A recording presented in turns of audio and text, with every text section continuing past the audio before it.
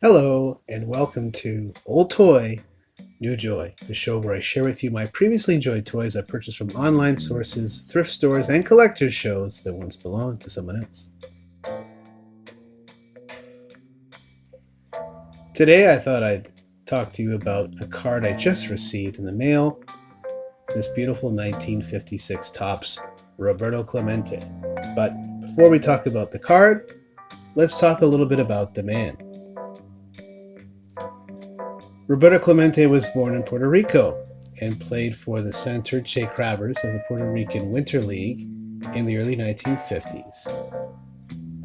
He was signed by the Brooklyn Dodgers, but never played for them, rather spending his entire 18-year career with the Pittsburgh Pirates starting in 1955.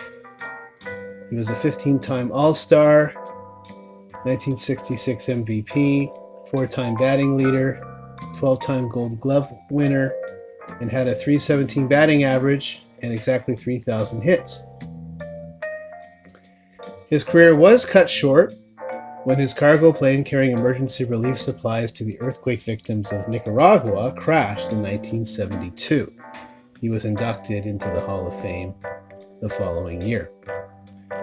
So, I've talked about 1956 Topps before. It's never been my favorite card, but it's starting to grow on me, and I gotta tell you, the Roberto Clemente card is probably my absolute favorite. This is a beautiful card, and I really like the colors, the yellows and the reds. As you can see, there's a headshot and then an action pose behind.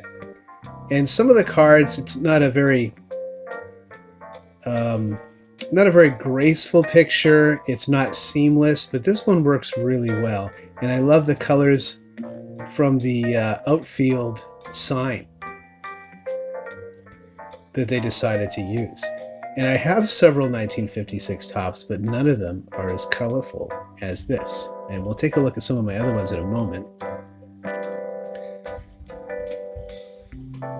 Here's the back of the card. You can see he was born in 1934 in Puerto Rico.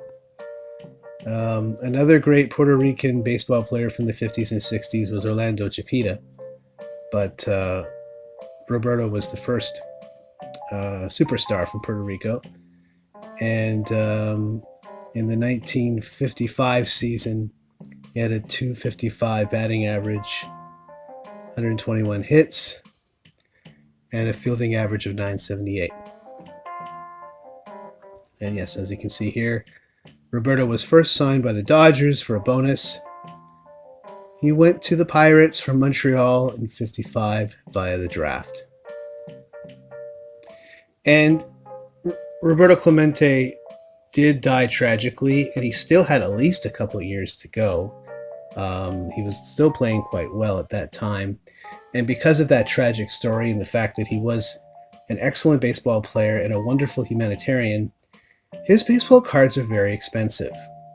Right up there with Willie Mays and Hank Aaron.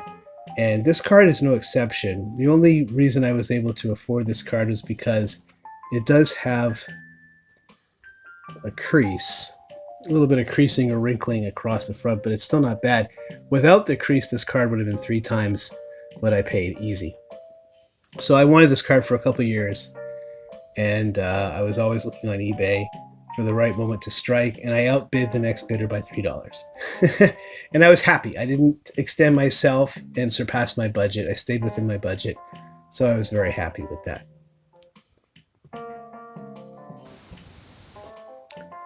And you'll see what I mean when I say this is a very colorful card for the 1956 series when I compare it to some of my other 1956 Topps. Here's a Jose Santiago. That's his rookie card. And you can see that it's a very light card. Light blues, light greens, light browns. And the Roberto card just pops against that card. Here we have a Joe Black, very dark with reds and blues. Almost, it looks like there's a nighttime game going on in the background. And then another one of my favorite cards in my collection is this 56 Topps Willie Mays, which has a lot of browns in it, beige browns. And again, the Clemente's got that yellow and that red, which is just gorgeous. The Clemente is a grayback. And what I mean by that is there was two options that year. I think most, if not all cards, probably not all cards, were available in both the white or the grayback versions. Here's another grayback. Another grayback. And then here is the white back. Quite a bit lighter. And some collectors are very particular about which ones they get, and they also would know which cards are a little more uncommon and difficult to find.